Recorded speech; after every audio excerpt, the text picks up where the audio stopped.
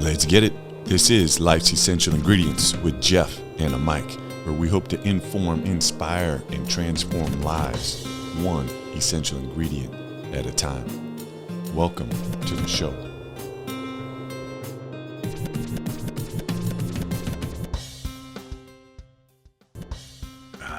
Wayne, I love you, man. Thanks for that intro. Every time I hear it and just cutting that scratch on there just takes me back. So thank you for creating that intro for us. My Pasho is not here again today. Somebody's got to bring home the bacon, so he is working. But we are season 2, episode 34 with Rusty Gaillard coming from the San Francisco Bay Area.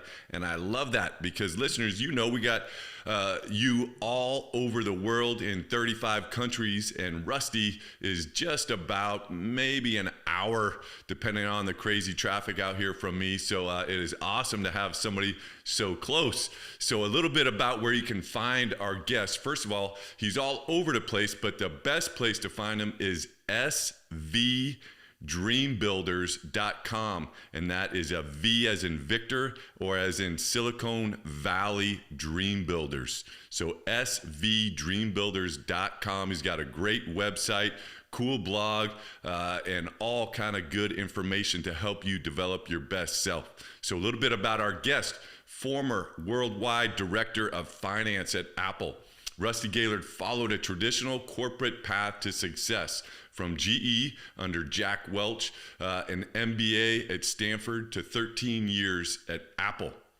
He left the corporate world in 2019 when his external success no longer felt like personal success. And that we're going to explore that because I understand, but that's a deep statement.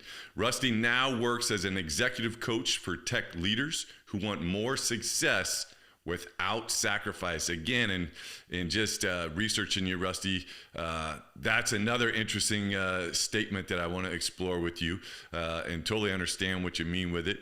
Rusty is a sought-after speaker and author of the best-selling book, Breaking the Code.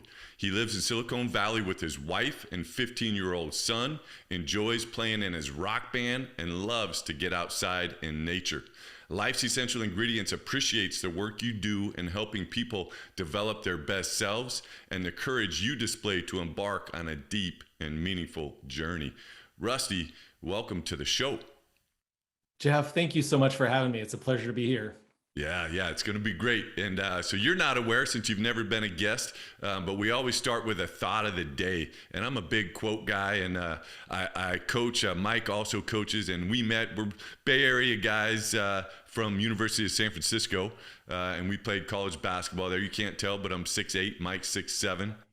And we're both high school coaches now, and I start every practice with a thought of the day.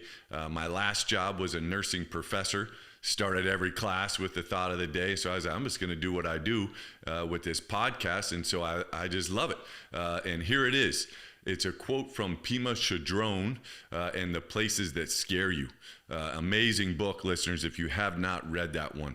And here it is. It's hard to know whether to laugh or to cry at the human predicament. Here we are with so much wisdom and tenderness, and without even knowing it, we cover it over to protect ourselves from insecurity. Although we have the potential to experience the freedom of a butterfly, we mysteriously prefer the small and fearful cocoon of ego. Why would I pick that one for you? It's deep, and it's a lot. That's deep. Yeah. Couldn't you have picked an easier one for me, Jeff? I know, but I just said, hey, this guy he's doing things that speak to this, and I don't want to give you my answer, but do you want me to read it one more time real quick, or did you get the gist of it? No, I got the gist of it. Yeah, I mean, it reminds me of, I'm afraid I don't remember who the quote was by, but it's something like our greatest fear is not that we're inadequate, but it's that we're magnificent beyond our comprehension. Yeah. Marianne. And it's the same thing. Yes, it is Marianne Williamson. Thank you. That we're, we're afraid to be the butterfly. And so we go back to the cocoon. And I was actually in a conversation with someone earlier today about something very similar, which is, we were talking about how, so we live in Silicon Valley. This. There's this desire to succeed in Silicon Valley. And I think that exists everywhere, but it's so prominent here in Silicon Valley. And when I say succeed, I mean something very specific. I mean, it's our culturally accepted definition of success, which is lots of money, a big house, freedom to do what you want and be who you want and live the kind of life you want to live. And I was talking to someone very earlier today, and he's in a bit of a crossroads of his career. And he was thinking about, well, I could go for the biggest job I could get, right? Get the biggest title, make the most money.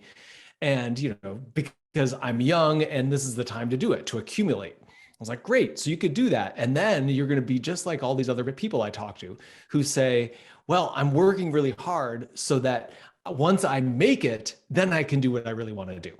Then I can be free. Then I can be the butterfly, if you will, right? They're like, I'm in this cocoon now because I'm going to be a butterfly later.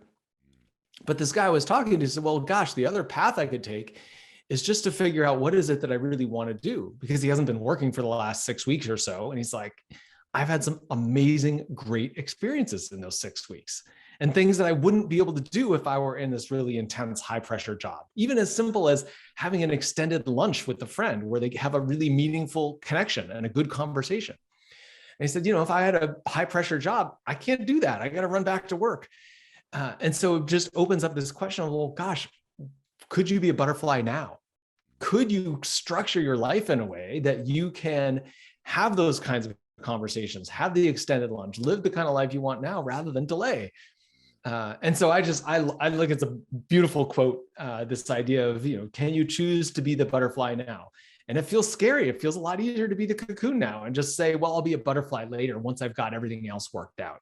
Yeah, no, I love it. And you just took my word. So in researching you, that's what, it's that, the reason why I picked that quote is you are the butterfly, and then now you're helping your clients kind of get in to whatever that means for them, and to find, so to say, balance, and that's such an interesting word that we'll explore.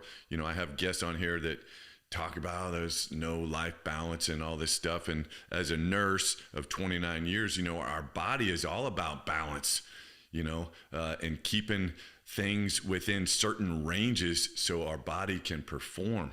And so I don't know where you are on balance stuff, but sometimes I think people are smoking a little bit of crack. Everything is all about balance, and then finding out how you take that and sustain that each and every day.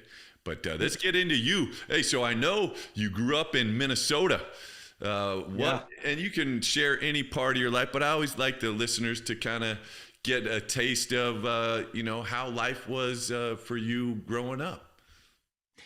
Yeah, I did. I grew up in Minnesota. It was a great place to grow up. People say, "Oh man, the winters are cold there," and they are. But Minnesota was wonderful. It's a very outdoor kind of place. So even in the winter, you just put on a jacket and you go out. So I had a really beautiful childhood. Really, my grew up in a good family, good schools. I loved my high school experience. So life felt pretty good. It was actually, for me, it's somewhat different from many people. I think for many people, when they went to college, that's when they kind of discovered themselves. And for me, college was a little bit more of a challenging time. I went off to college and being, I don't know, I felt grounded when I was in high school. And when I went to college, I was like, oh my gosh, I don't feel grounded anymore. Maybe it was a little bit of that butterfly kind of experience and I was just uncomfortable with it. And so I was like, where's my cocoon? Where's my structure? Where are my rules? Where's the definition of who I am? That felt very, very vague, and it was challenging for me. Well, you went to Princeton, right? I did. I went to Princeton, and obviously competitive, super smart people, all of that. So it's just kind of going from the stereotypical kind of change to be a fish in a big pond, right? A small fish in a big pond, and that's what it felt like. Yeah. No, I think, and that's and so normal. One of my jobs that I had in my role as a nurse was as a college nurse on a community college campus. And sometimes we had students that would come in into Sacramento and move in and be on their own for the first time. And yeah, life just looks so different. So I could only imagine going away to Princeton and being in that competitive environment. And then, yeah, trying to figure out, hey, how do I navigate this new life? But yeah, you've done it, and you had an amazing career, and now you're jumping on to something else. And I want to get into what we were talking about kind of at the start of the show, which is just success. And how do you define that, and what does that even mean? Yeah. So it's a great starting point for the conversation, because success really does have such a simple definition for most of us, which is really connected to money, frankly, money or title or status or size of your house or your car or whatever. And that's not at all my definition. My definition of success is what makes you happy, what gives you life, what fuels your passions. And having that in your life, that is success. And it's different for every person. Some of my clients like me have changed careers. I definitely have clients who've done that. I have clients who stay in the exact same job, but do the job differently. And they find more happiness in the way they're doing it, who create more free time for themselves, can engage more with their family or invest in their health and well-being and hobbies. Like for me, that is success. When you go to sleep at the end of the night and you say, that was a good day. Good. That is success. I love it. I love it. And so I know that's part back to your intro too. I love that you want to help tech leaders find that success without sacrifice. And that was just interesting to me, and I would love for you to explain more. And I think I know what you mean, because the physical coach, as far as being a basketball coach, takes me somewhere else of sacrifice and pain and everything. And I know in your tech world, that is coming at the price of 80-hour weeks and just, ridiculous amount of work and stress. And so I'm guessing you mean something around that. But yeah, what do you mean when you're want to help tech leaders experience success without sacrifice? Well, sacrifice oftentimes means to people giving up something that's important to them. And, back to my definition of success, like what are you after? Because if you're after some things that are important for you, then it doesn't make any sense to sacrifice other things that are important to you. So, I'll give you a simple example from my story, which was when I was a director of finance at Apple, I was leading the sales forecast. So I was the person responsible in the sales organization to coordinate how much product are we going to sell? How many iPads are we going to sell? How many phones are we going to sell? How many computers are we going to sell globally? That was my job. It was a huge job. There was a ton of pressure. Obviously you want to get it right, you never get it right. That's the one answer about forecasting. You're never right. You're always too high or too low, but the goal obviously is to get it as close as possible. So big job, lots of responsibility, lots of demands on my time. At the same time, my son was 2. And I just, from my own experience growing up, my dad was very successful in business. And I always wished that he was around more, that he had more of himself to give to me and to my brother. But his job was very demanding. And so for me growing up, I just decided early on, like, I want to be around for my kids and I want to invest in them and have energy for them. And I found myself in this place where I couldn't do it because I had this huge job and I wanted to do it well. And I had a child and I wanted to be present for him. So I felt like a failure in both places. And I can't do it all. It was really one of the first times in my life where I felt like I can't do everything that's being asked of me. And I felt like the only thing I could do was make a choice. But until that point, it felt like a sacrifice. Like, hey, I can go be successful at work, but I am now sacrificing something that really matters to me, which is being around and being present for my son. And some part of me believed totally unreasonably without any evidence that I should be able to be successful in my work without giving up that connection with my son.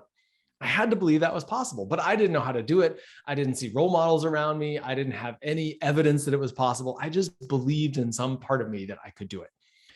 And what I've come to is really this exploration of what is success and finding your own definition of success, because that's where it all starts. And for me, that was, sure, having a good life and having a comfortable lifestyle, making enough money to live in Silicon Valley, all of those things matter to me.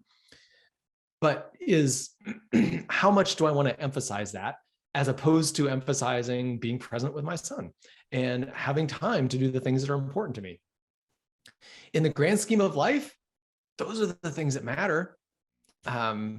So, especially my dad passed away a couple of years ago, and it was such a poignant moment, because, they say you can't take it with you, right? A very cliche statement, but when you see someone close to you pass away and you realize the truth of that statement, then you go through, and I cleaned out his closet and mementos and stories and all. It's only as valuable as the stories and the connections and the impressions and all that's left behind. It's not the little trinkets or the mementos or the house or any of that stuff. It doesn't matter. And so for me, I just got to this exploration of what is a good life, what is success, because success is a good life, and really exploring that and digging into it. And that's where I came to this belief that you can have that. You don't have to sacrifice.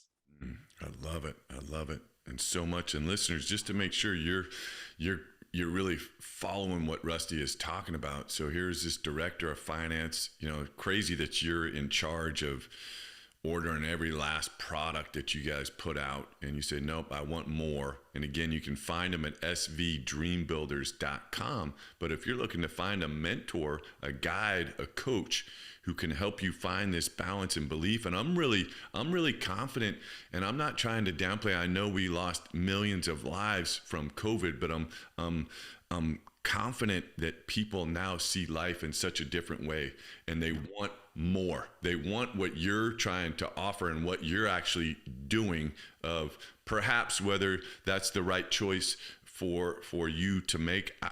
Obviously, I don't know, but you specifically, I want something different. I want this better balance, and I'm willing to fly like this beautiful butterfly and just go out and go chase my dreams. And so, again, if you need insight, find somebody that's walked that path, and Rusty is a great guy for that. So cool. Yeah, and I just love everything that you're doing and what we're talking about. And I think one of the challenges that get hard for people, especially from some of the work that we do, is just dealing with change. We're such a creature of habit. And then being at Apple for 13 years and being in the tech industry for 25, and we have this confusion that we think that these titles define us. And so I think it gets harder and harder to get out of that space. But how do you help your clients, kind of learn to run to change, so to say, because change is when all the good stuff happens for us. So yeah, what advice would you have to help somebody get a little more comfortable with change? Yeah. Well, I think one of the things that is really required, you have your 4 C's that you talked about. And one of the C words that I just think is so important is courage. I know it's not on your list, but it's a willingness to tackle the things that might be uncomfortable in the service of getting what it is that you want. It's not just, discomfort for the sake of discomfort. It's being willing to do it because you're moving in a direction that matters to you. And so the first place is always to start with what matters to you. What does success look like to you? What is a good life? And I think even that question is a question that's hard for many people, because a lot of people think about what is possible for me. So I'll just give you a simple example. Like, say you wanted to buy a new car. Most people in this world have a budget when they think about buying a new car, right? And they say, well, what can I have within my budget, right? So they've already constrained the question to what do I think is possible for me? And so I encourage people, when you're asking about what is a good life, what do you want in your life, to ask an unconstrained question. Like the car example was like, well, hey, if a Lamborghini is really the car for you, then claim it. But make sure that it's really the car for you, right? Just because it's a Lamborghini, you're like, well, who doesn't want a Lamborghini? But But you have to be really honest about what matters to you in a car. So, that's the car example, but go for your life. Like, what matters to you in your life? Take the constraints away. Just because you've never done it before, you don't know anyone who's done it, you may think you don't have the right education or enough money saved up or the right background, or what would your friends or your family think? If you set all of those things aside and just come back to, what is it that you want in your life? I have yet to hear anybody answer that question with something that seems, in my mind, out of reach. Pretty much anybody's answer to that is like, oh, I can totally see you having that in your life. It may feel like a stretch to you because it's so different from what you know. But think about, do you know someone else? Could you picture someone else having that in their life? And almost all of us, the answer is, well, of course I can. You might even know someone who's got that in their life. And so once you can start to give yourself permission to think about, what does that success look like for you? And start to believe, just even with a corner of your mind, oh, this might actually be possible for me. And it's opening up that sense of possibility. And that's where you start to build the ability to say, well, okay, it might be uncomfortable to go in that direction, but it's possible and I want it. And so am I willing to do it? So you go back to your sports team. It's like, running sprints or training or bench press or whatever kind of physical activity that you're engaged in.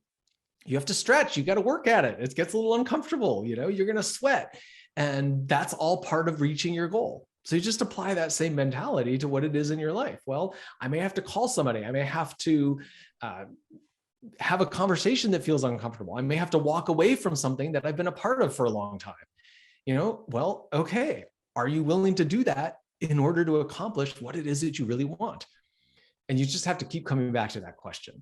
Yeah, no, I love it. I love it. Makes complete sense.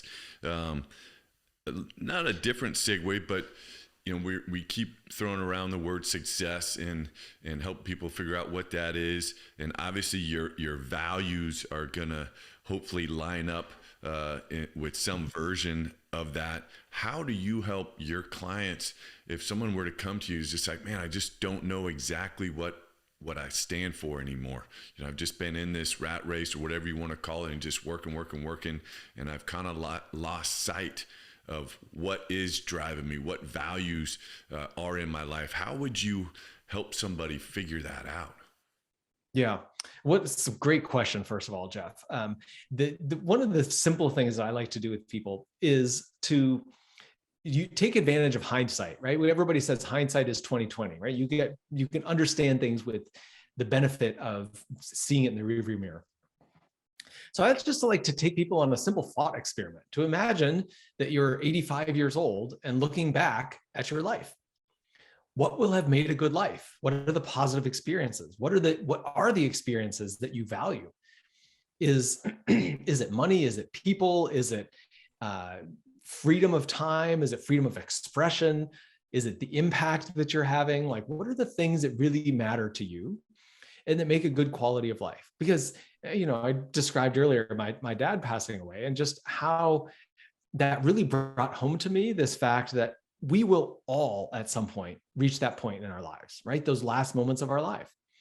And in those last moments, I think, it's pretty inevitable. All of us will want to do some kind of evaluation of, how did I do? And ask yourself now, while you have time to make an adjustment, but do it with the benefit of imagining you're 85. Take yourself out of the pressure of it now, because when you're in it right now, it's so tempting to try to get it right. Right? It's like, well, what do I stand for? I have to get that right. And people used to ask me when it came to career, what are you passionate about? Do what you're passionate about. And I never liked that advice because I didn't know the answer, and then it just felt like a failure because I didn't know what I was passionate about. And so it became paralyzing. I got stuck in this place of, I'll never get an answer because I'm trying to find the right answer. I don't have the right answer. And so I feel insecure and I don't want to get it wrong. And I got stuck there. And so, set aside perfection and just ask yourself, lower the bar for yourself. Hey, what's something that you enjoy? What's something you like? If you had that in your life right now, would it feel energizing to you? All of these are simple ways to really start to get to what's important to you. What do you value? What are your principles as a person? What's important? Like, how do you want to live? How do you want to impact the people around you? And so as you start to, I like to ask people the same question in multiple different ways.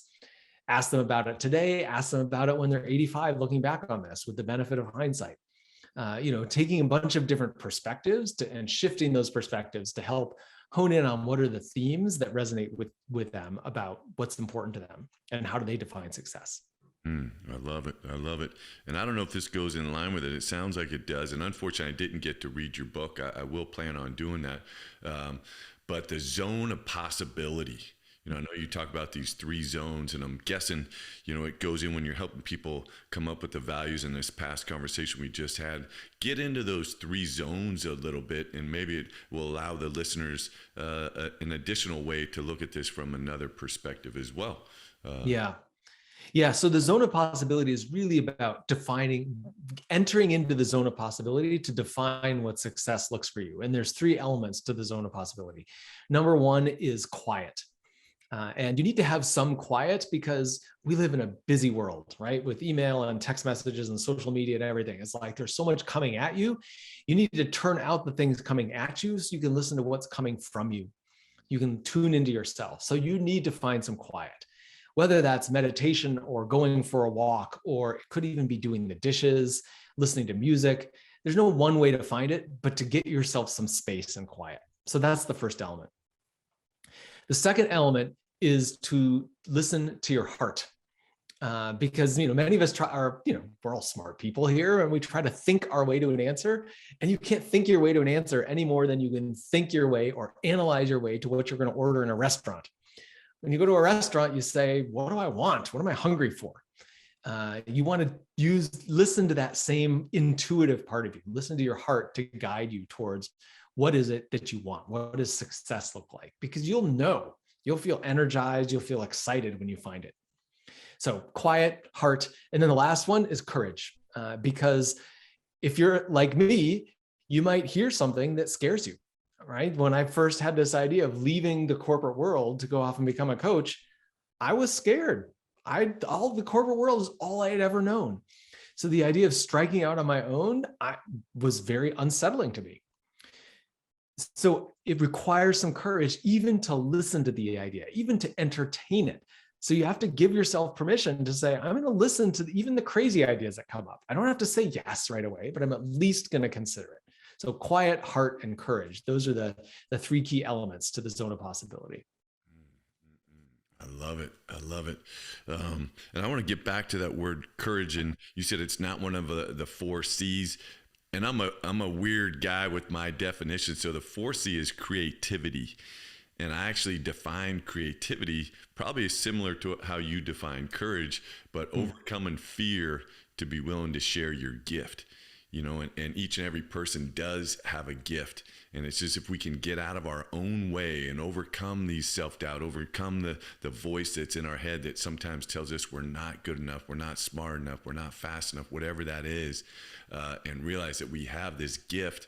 And then maybe some areas where I'm lacking, perhaps Rusty can fill in and share his gift, which is just going to help me. And so that's what C4 Leaders is trying to help people realize. We all have these gifts, and even our shortcomings provide space for someone else to share their gift. And then just kind of understanding that, it allows you this freedom, to realize I don't have to have all the answers, and the things that I don't know, somebody else knows. And somebody else can guide me. And again, that's kind of what you're doing. You are gaining this expertise to be able to guide people and help them, on their journey, which is just what everybody needs, and I'm so excited. This coaching, it's still, I don't know, it's been around forever, but just being a coach on the sports side, and now there's just so many different life coach, all these performance coaches, there's so many coaches now. But I love it because we all need help, and even in my basketball, a lot of my athletes and a lot of students that I've worked with, they just have a hard time of asking for help. And I even created, when we shoot free throws, I created a drill called Need One. It's just like, hey, I'm shooting and I miss it. I need one. I need a partner over here. I need some help. I need somebody to come give me some assistance over here. And learning how to ask for help is, I think, a skill that needs to get taught.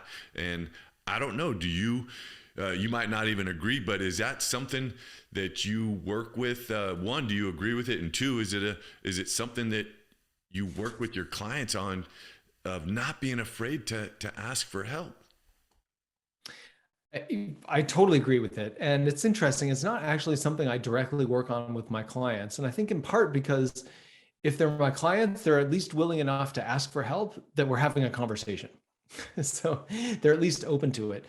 But one of the groups of people I enjoy working with is men, and in part because men don't like to ask for help, even more so than women. I think most people generally don't like asking for help, but especially men. The joke is that we don't like to ask for directions when we get lost. So if I'm feeling somewhat lost in my career or in my relationship or in life, man, that's even more vulnerable than getting lost going to the grocery store. There's no way I'm going to talk about that. But creating an opening for people to feel like it's a safe enough place that they can talk about their challenges and their doubts and their fears. We all have them.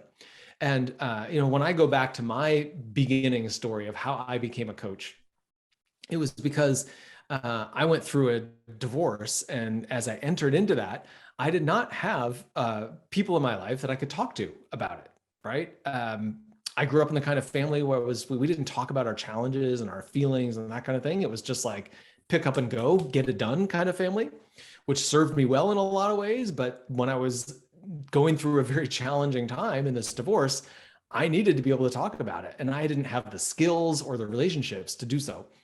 So I had to build both of those. I had to build relationships and I had to build skills about how do I talk about the stuff that I don't want to talk about? How do I build the capability of doing that? And that skill and those relationships changed my life.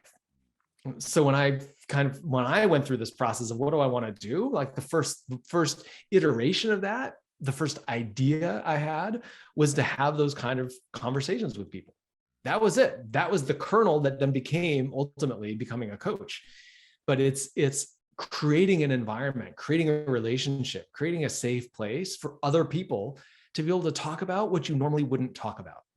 Talk about the things that scare you. Talk about your challenges. Be willing to be challenged. Be willing to have me or somebody in your life confront you with, hey, this is a pattern that I see. Is this serving you? Or could there be a different way that might serve you better, that might help you to reach your goals better?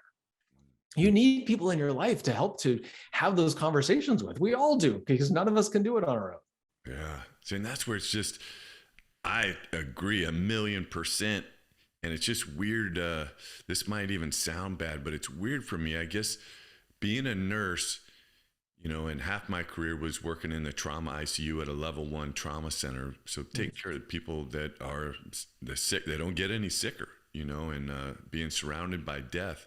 And I guess I've just always run to those conversations because you had them every day at work. And so it's just, it's a little bit foreign to me, but I guess I understand it. And then I feel a little bit, not bad, that's too strong of a word, but it just makes me feel bad that we haven't done a good job as a society to create and just make that normal. Nothing against you. Yeah. I'm trying to pump you up, and I'm sure amazing what you do. But why do we need all these coaches? Why do we need all these people when I could just perhaps turn to my brother, my sister, my husband, my wife, whoever is in my life, my neighbor, to just sit and have a good talk with, and I hope we can get back into that space to where we just can be a little bit more authentic and genuine on a regular basis. I know everybody gets there, but it's just on a regular basis. Yeah. And, Jeff, I hear that the environment you worked with is, you were working with people at their most vulnerable, right? Life and death moments, literally. So, there's nothing left to hold back. Most of us, day to day, thankfully are not in that kind of position. And most of us avoid vulnerability. I think, we try to say, because it's uncomfortable. It's uncomfortable. I've done a ton of vulnerable things. I'll talk about my divorce. I'll talk about leaving Apple. I'll talk about all these different things. And I'm okay doing that. But if you had met me 10 years ago, man, I would have been hiding that stuff, like, trying to make this shiny picture like my life is great, because that's what I thought people wanted to see. And that, I think, is the great irony, is that we're actually attracted by people who are willing to talk about their challenges, not in a poor me kind of way, but who are willing to be open and vulnerable like that. That's actually attractive to us. Nobody likes someone who's perfect, because it just makes you feel bad. You can't measure up. Yeah, no, and that's our definition of consistency, is to consistently challenge your thoughts and perspectives to the point of vulnerability. And when we can get into that space is when we truly empower ourselves and others, because you realize that I don't have to be perfect. I'm going to make mistakes. And if I can just put myself out there and be my true self, that's going to be the best way for me to find this balanced success, everything else that we've been talking about. And I think that's one of the hardest C's to implement on the daily. But let's get in. The show is called Life's Essential Ingredients. You're doing all this great work, helping your clients, doing amazing things. How do you do that? So now I'm talking about you, Rusty. What routine, habits, whatever word you want to use, but give the listeners maybe some insight on some things that you do for you, whether that's reading, journaling, job, whatever that is. What are some essential ingredients into your daily life? Yeah. Well, I would say the number one ingredient for me for my daily life is a good morning routine.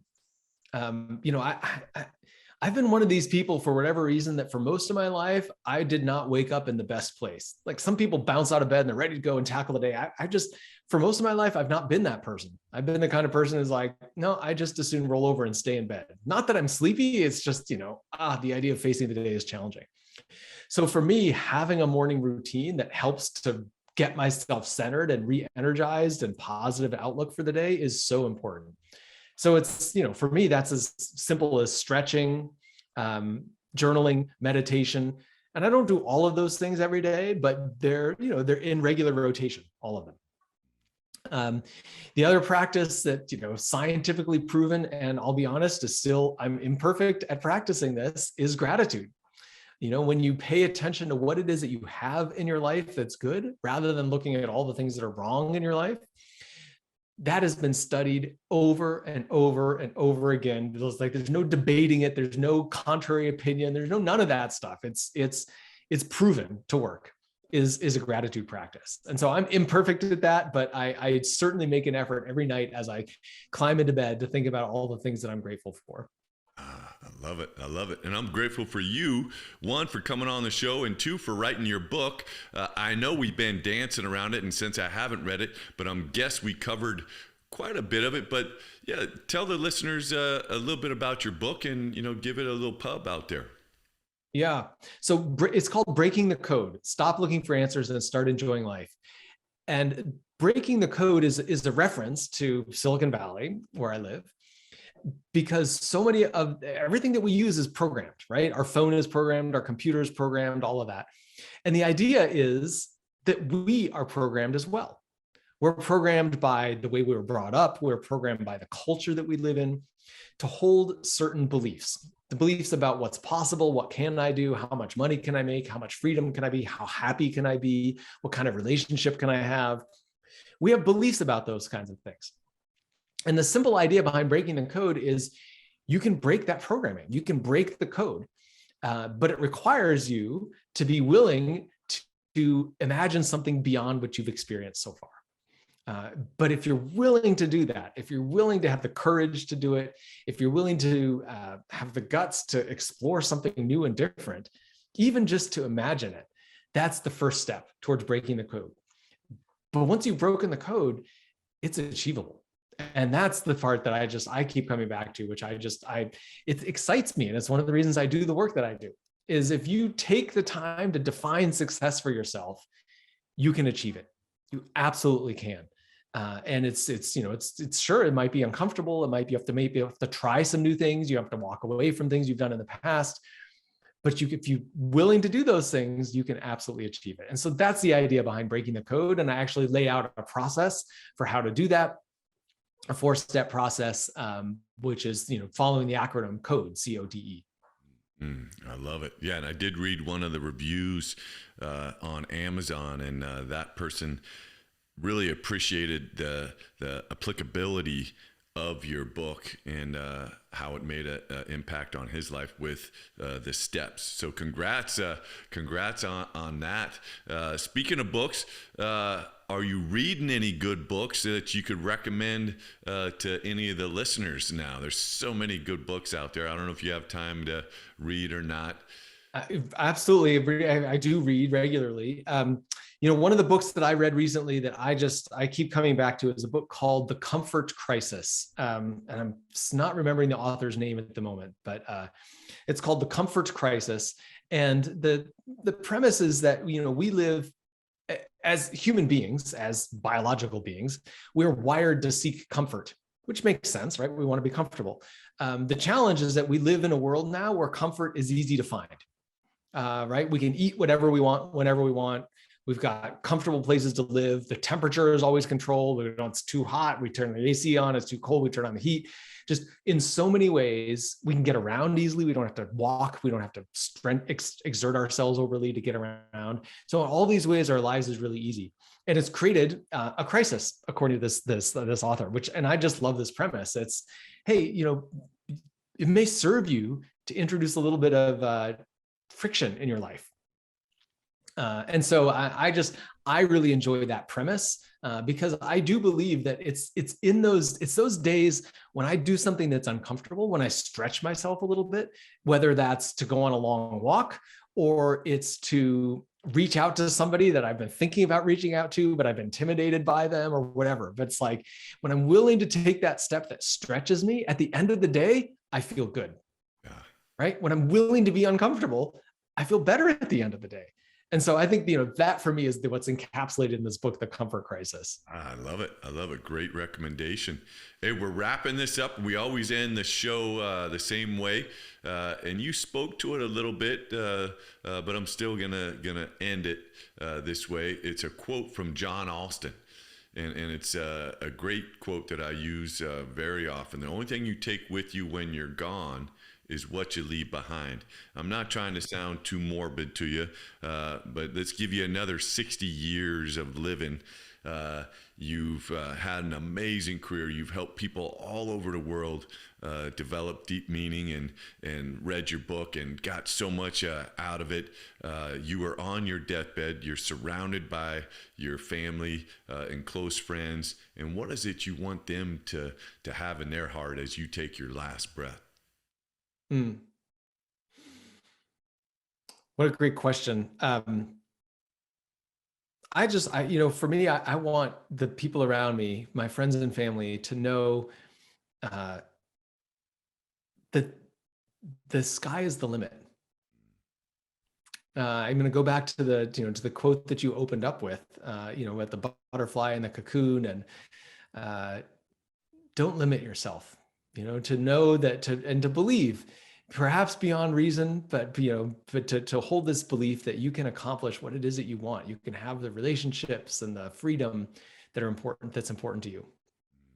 I love it. I love it. Again, we've been on with Rusty Gaillard out of the San Francisco Bay Area. His website, SV, and that's as in Victor, as in Valley, dreambuilders.com, svdreambuilders.com. Make sure you check out his book, Breaking the Code, and he's giving you all of his insight from his amazing career and now in his new career as a coach.